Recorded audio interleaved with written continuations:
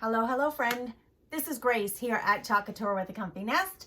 Thanks for purchasing a Chalk Couture Mini Kit. I'm so excited for you to give this a try. I'm going to show you really quickly just the basics on what you need to know to try this. And really the basics get you through almost all projects. The bigger projects, there's usually a little more finesse to them, but the principles are all the same. Here's what you're getting in your kit. You should have a packet of paste. This one is Morning Sky, but all of you will be getting a shimmer packet of paste. So either copper, gold, maybe red, silver, I'm not sure. It's a variety of what color you might get. So you'll get a packet of paste. You'll get our squeegee. You're going to get your mini transfer. It's a mystery transfer. You're not sure which one you're getting. This one says, and so let the adventure begin, or so the adventure begins. And then you're going to get a chalkable chip. And the chalkable chip is reversible. You can do both sides, and erasable.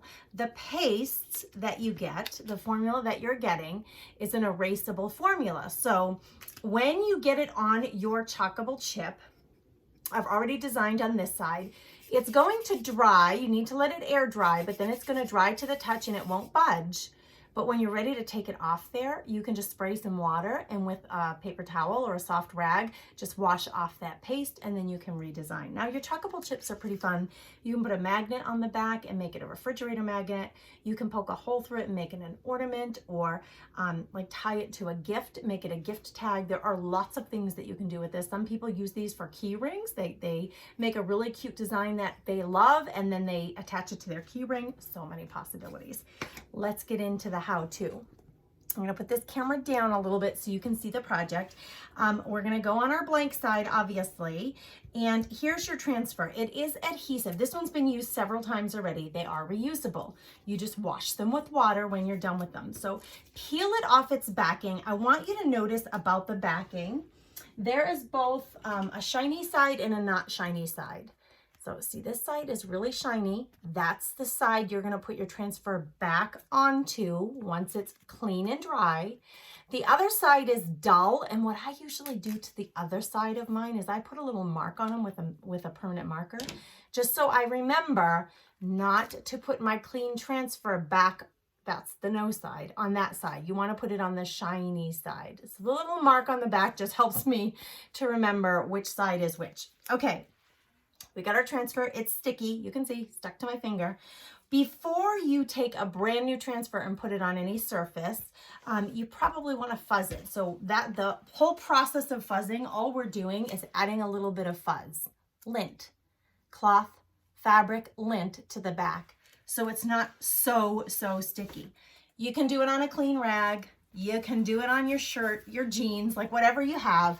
It's gonna make it less sticky. And that helps when you try to peel it off, so that when you're peeling it off, they really are incredibly sticky when they're brand new. When you're peeling it off, it doesn't stretch it or make it warped, because sometimes you'll struggle a little to get them off because they're so sticky. So stick it onto your surface, whatever surface you're using, and just press it down to make sure that there's no air bubbles, no wrinkles, and that it's really adhered onto the surface, so that when you apply your paste, it's gonna apply well and you're not gonna have any bleed through. Your paste packet, you're gonna wanna knead it. It's like a ketchup packet, really.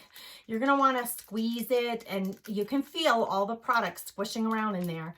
You're gonna squish it and knead it, warm it up, especially now that it's kind of fall winter weather. Here in North Dakota, it's been cold. It's below freezing now. If it's gotten frozen in the mail, you want to let it get to room temperature first, and then squeeze it, squeeze it, squeeze it. There's a little tear right here, like a little tear point there. You can tear it open and squeeze out what you need. I usually squeeze it out on like my craft mat or on a piece of wax paper, and then use that as my place where I'm going to take the paste from. You can squeeze directly on your project, but I don't normally do that. I just normally don't. Just grab a little piece of wax paper, squeeze out a little product on your wax paper, and then you'll be ready to go. I'm going to use my paste that comes in my pot. When you buy paste, you can buy it in the small packets, but when you're doing a lot of chalking, it's a lot easier to just use a pot of paste. And so this is what it looks like. Looks like that. Now this is the shimmer paste. This is the color gold. So some of you will have this color in your packet. You're going to take your squeegee It has a narrow end. That's the end we're going to use to spread. You're going to pick up a little bit of paste. You don't need a lot of paste. Just pick up a little. You may be picking it up off of your wax paper because remember you have the paste packet that you squeeze out onto wax paper. Then you're simply going to apply it on here and you're just going to scrape, like press it through the transfer. And what we're trying to do is get that paste to transfer onto our surface in the shape of whatever the design is on the transfer. So you're pushing and squeezing it through the transfer. Make sure, see on the bottom, I have a little bit of white showing through. You don't want that. You want to make sure that you got all the parts colored gold or whatever color you're working with. And then take your excess off, scrape it off. I put it back in my pot. You're not going to be able to put it back in your packet, but I scrape it off and then pull, whoops, then pull your transfer off to reveal your gorgeous design. Oh my goodness, so fun. It's so easy and so fun, you guys. Okay, so that's how you're going to do this. Now, it's wet. Right now, I cannot do that. I can't rub it because it's wet and it'll smear. You want to give this a few minutes, put it aside, let it dry. Don't touch it. Let's put it aside and let it dry. We don't want to smudge our design, our cute little design. Now, how do we clean this guy?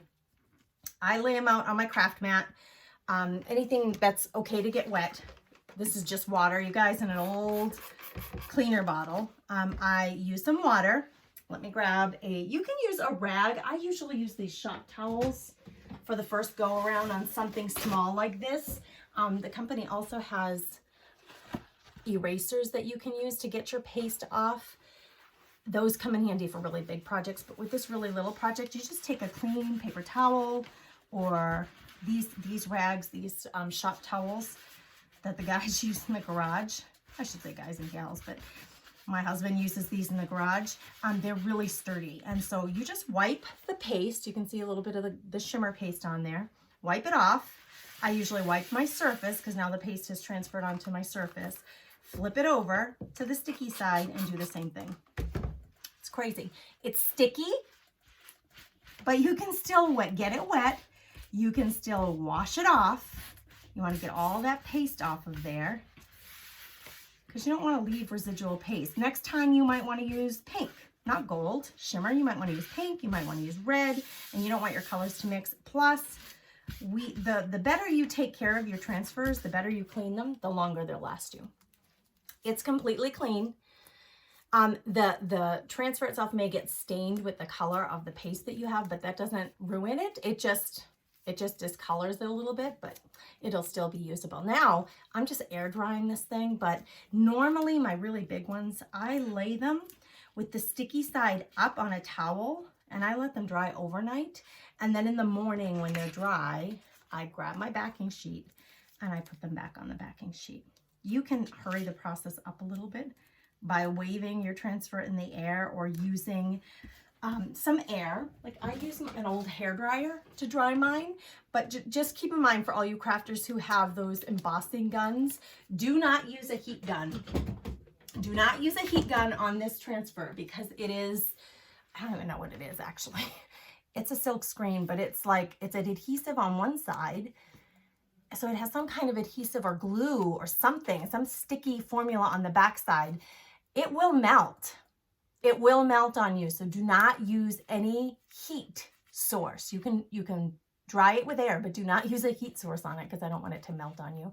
But you put it back on its backing and there it sticks and it's ready to go for the next time that you want to use it. So handy, so fun. So you can, this is an erasable chalkboard surface and it's in the shape of a chip. You can use the transfers on, you saw me in the demo maybe on TikTok. I did it on a little piece of paper, like a cardboard paper. It's like cardstock. And I use those as thank you gifts. When people order from me, I use those as thank you gifts. And so you can chalk right on paper. Just make sure that you fuzz ahead of time.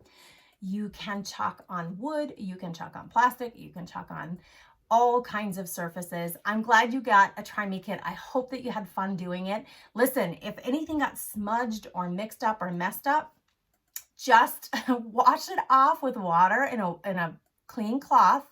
Let your chip dry, and then you can do it all over again. So that's the nice thing about the erasable formula. Now, your paste that you have left over, there's going to be enough paste in here to do several projects. Just push it down to the bottom. You're going to push it down at the bottom so that you can reuse this paste again. I usually fold it over a couple of times and then put a paper clip on it. And then I just save it for the next time I have something that I want to add this cute little design to. So you should be able to get a few uses out of it. You want to try to make sure that it's air sealed. You don't want any air getting at it because it will dry out on you if it's left open. But it's meant for one-time use, but I have found that I can squeeze a few uses out of it because there's a lot of product in here and it'll go a long way. So just push it all down to the bottom, fold the open top, and put a paper clip on it, and you can use it again next time. All right, guys, thanks again for purchasing the Try Me Kit.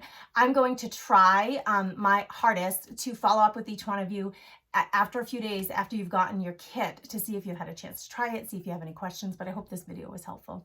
Take care. Have a blessed day. Bye.